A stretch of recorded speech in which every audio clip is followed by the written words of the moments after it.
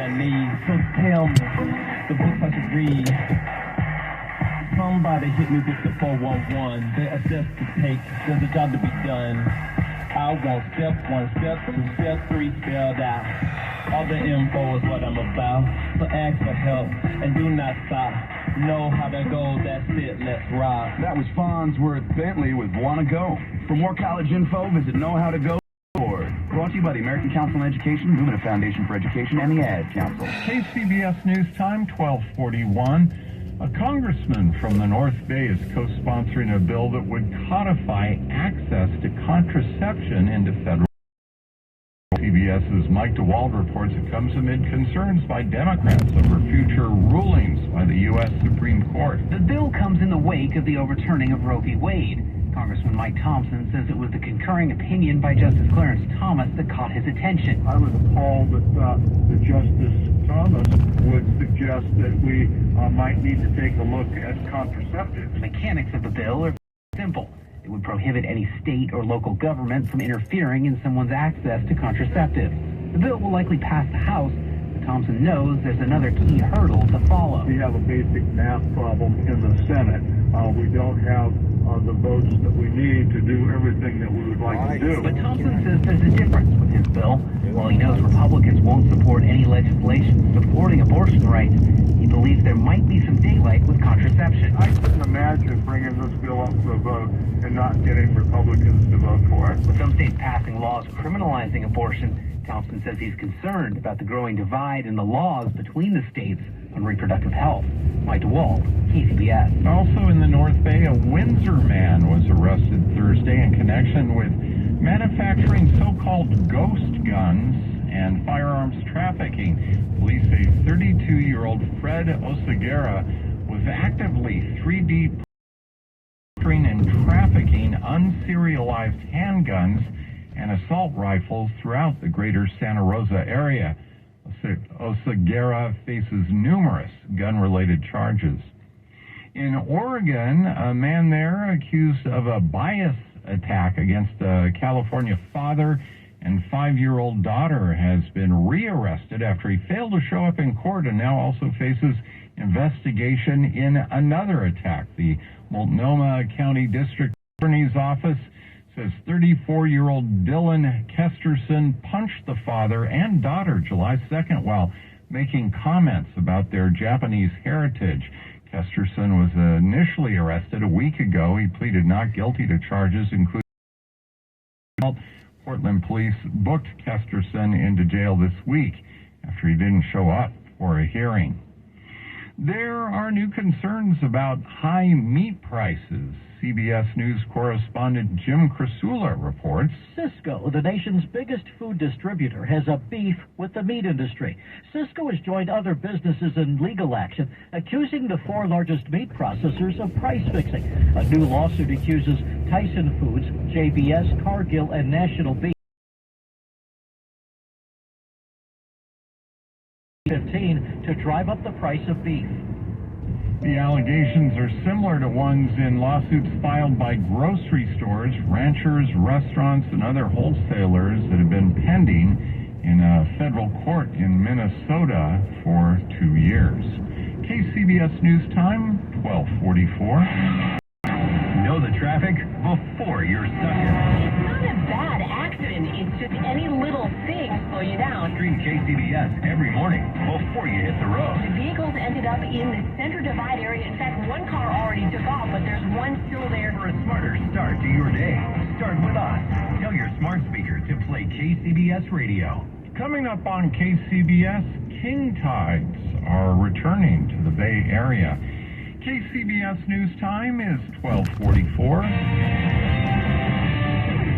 Time now for sports. Baseball. Wilmer Flores hit a 2-run homer in the 8th, and Carlos Rodon pitched a complete game as the Giants won at San Diego Saturday, 3-1. The A's scored 3 in the 4th, and the bullpen came through for them in a 3-2-1 win over Houston at the Coliseum. Both of those series wrap up later today. With more sports, here's KCBS's Ted Ramey. After a July 4th mass shooting left 7 people dead and another at least 30 injured in a Chicago suburb, White Sox pitcher Liam Hendriks, who is from Australia, spoke out about American gun laws and government reaction from the perspective of a non-American. Well, I can walk into a store as a non-American buy a handgun in certain states, and that baffles me because it takes longer. I had to take a driving test when I was over here.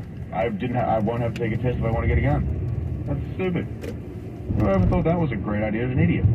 And then he juxtaposed the American reaction to gun violence versus the immediate actions taken by the Australian government after they had a mass shooting. As an Australian, we dealt with it as a country back in the day when we had a mass shooting. And when that mass shooting happened, the government came in and was like, yeah, we can do this. We're going to do a buyback program. And so we're going to buy back guns for a fair price and do all this. And all of a sudden, suicide rates dropped drastically. Gun-related homicides dropped infinitely. And it's something that has pretty much kept on. Hendriks went on to say that people can still get access to firearms in Australia, but there are far more rules and regulations. At the sports desk, Ted Ramey, KCBS. 11-year-old Hazel lives in a place that's rich in many things, but not money. As a young child, her job is to play, grow, and learn. But for kids like her in the world's poorest places, poverty gets in the way. There was a time when Hazel had to trek more than 2 hours every day to collect water from a dirty river. Once, when she got a life-threatening infection and her mother had no money for a hospital, Hazel nearly died. But thanks to Child Fund supporters, Hazel and her community now have clean drinking water and access to health care. And Hazel has a better chance to fulfill her potential. Child Fund works in 24 countries to make sure children grow up healthy, educated, self-sufficient, and safe, wherever they were born. Why? Because Child Fund knows the promise inside every child is greater than the poverty around them. Learn more at childfund.org.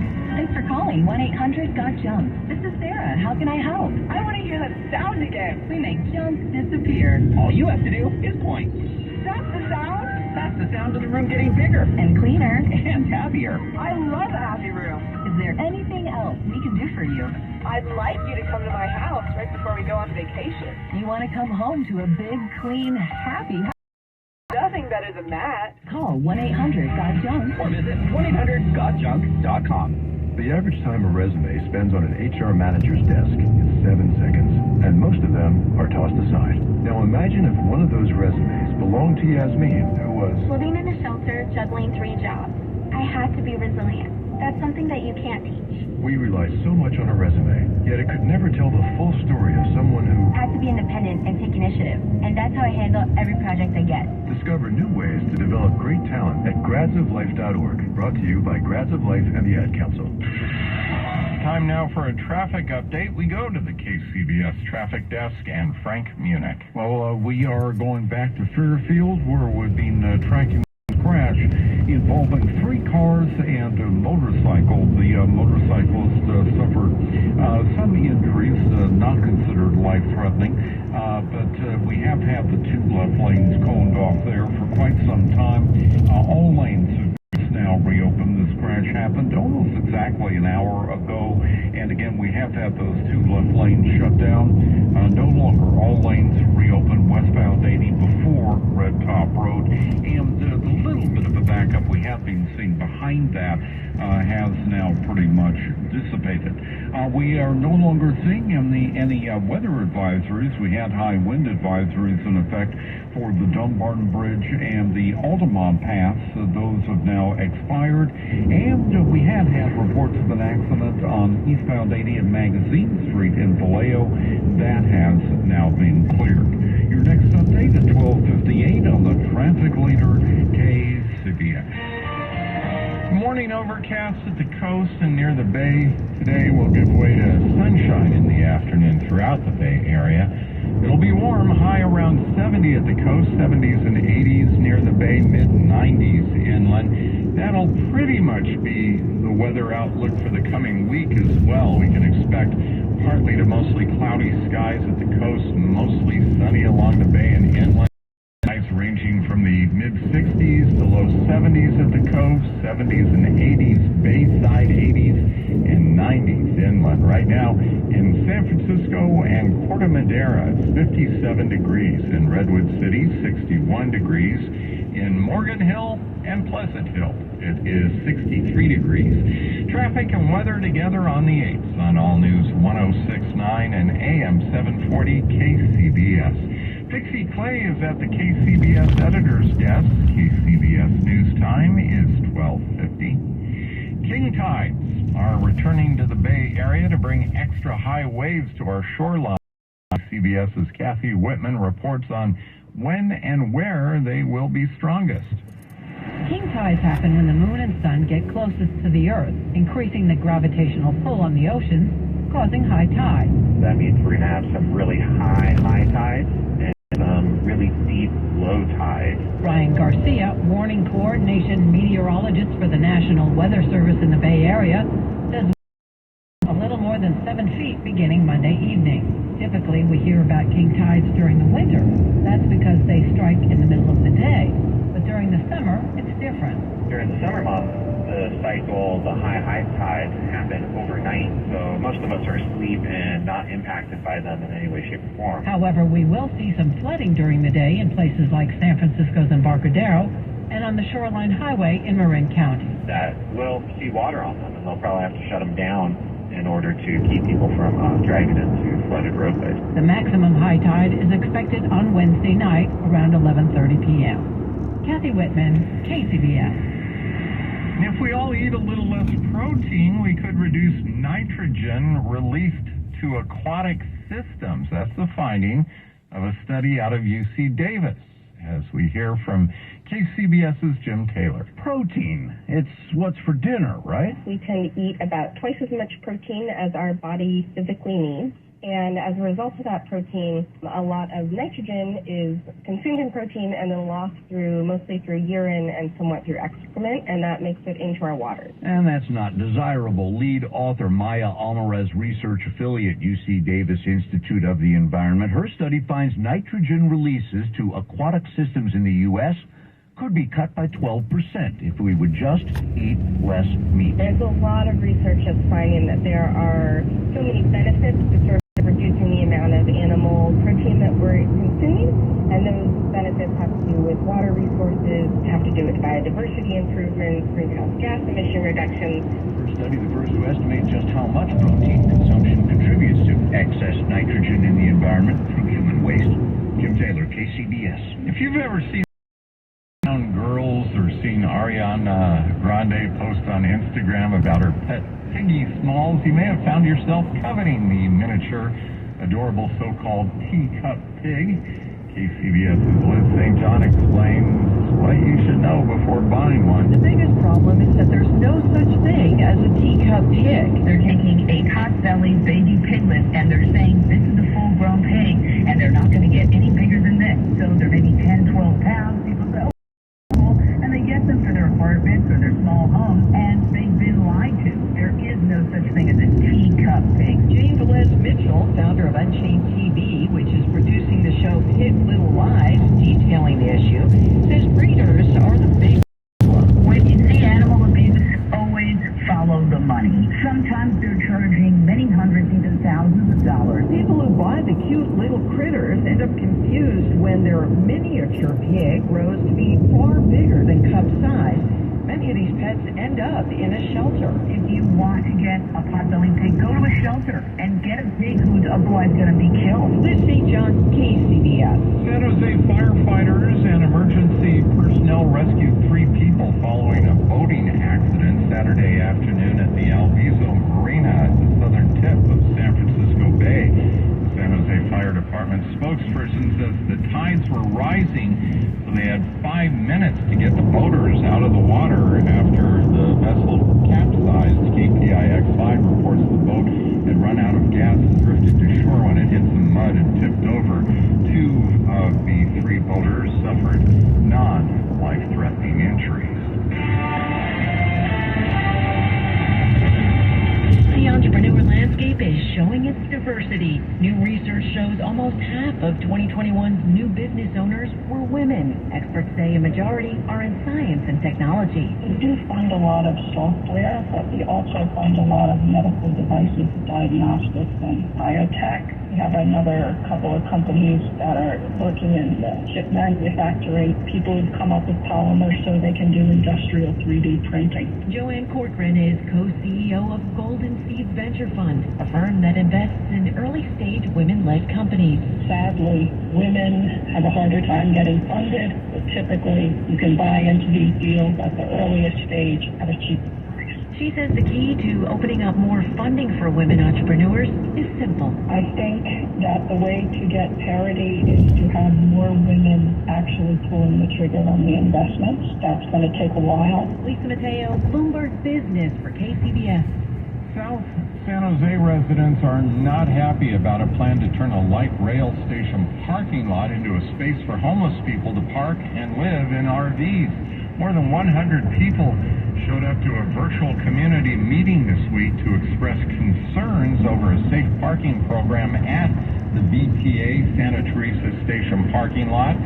San Jose City Council is set to approve a 5-year lease with BTA to start the program and provide 45 to 60 RV spaces in September. The program will be managed by Life Moves, a nonprofit that has managed other safe parking spots in San Jose. Neighbors, though, are worried it will attract more homeless residents to camp around the site, impacting their quality of life and devaluing properties. Over 3,200 residents have signed a petition against the site. More than 6,700 people are sleeping on the streets of San Jose, an 11% increase over the past 3 years. Welcome back to Science Today. And we already have our next caller. Welcome. Who's this? Hi, I'm Philip. Hello, Philip. You sound really young. Not really. I'm 9. Oh, wow. You're still in elementary school, right? Does that matter? Oh, no, not at all. What's your question? Well, I know the molecular formula for water is H2O. I also know that hydrocarbon is CH3, CH2, 50, CH3. Glucose is C6H12O6. The general formula for an alkene is CnH2n plus 2. But what I can't seem to find is any scientific for Bob. Bob? My goldfish. Are you ready for kids who eat healthy? Good nutrition can lead to great things. How a healthy lifestyle can help your child succeed? Go to mypyramid.gov. A public service announcement brought to you by the Ad Council and USDA. Closing in on 1 a.m., we check the roads with Frank Munich. Now, there's not much to check, thankfully. In the case of Fairfield, we had a crash involving 3 cars and a motorcycle, an injury crash, which has been blocking the 2 left lanes, eastbound 80 before Red Top Road. As we mentioned last time, all lanes have now reopened and that crash has been cleared. The slow traffic we have been seeing approaching the scene has also disappeared as well. Do keep in mind that we have road work going on until Monday morning, until tomorrow morning at 7. 2 lanes are coned off for that road work in Marin. It begins right as you come out of the Robert Williams Tunnel on northbound 101 and continues to Rodeo Avenue. Your next update at 1:08 on the traffic leader KCBS. Mostly clear overnight, just a few areas of patchy fog, lows mid to upper 50s. Morning overcast at the coast and near the bay will give way to a sunny afternoon throughout the Bay Area. Highs near 70 at the coast, 70s and 80s along the bay, mid-90s inland. It's Sunday, July 10th, 2022. Coming up with Susan Kennedy on KCBS. Like the wall, evacuations continue as crews battle a fire burning near Yosemite National Park. Some giant sequoias are also being protected. I'm Jennifer Hodges. Massive trees being threatened by wildfire. What officials are doing to try to save them. And abortion supporters rallied on Saturday. I'm Peter Finch. CBS News covers the world next. When you need to know, KCBS AM, KFRC FM, and HD1, San Francisco, Oakland, San Jose, and Odyssey Station. 1 o'clock. This is CBS News on the Hour, presented by Indeed.com. I'm Tom Foti in Washington. Pretty much since the U.S. Supreme Court overturned Roe versus Wade and did away protected abortion rights, Opponents of that decision have been out on the streets of U.S. cities. So again on Saturday, Washington, D.C. among them, WUSA-TV reporter Megan Rivers. Dwayne Stewart says he's an evangelist.